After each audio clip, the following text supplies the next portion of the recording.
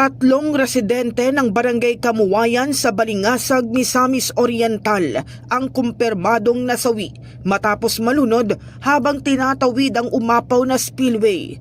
Ayon sa National Disaster Risk Reduction and Management Council, nangyari ito noong June 6 matapos rumagasa ang tubig sa gitna ng malakas na ulan na dala ng low pressure area at habagat. Samantala, umaabot na sa 17,516 individuals o katumbas ng 5,156 families mula sa Regions 3, 7, 9, 10, 11, 12 at BARM ang apektado ng sama ng panahon.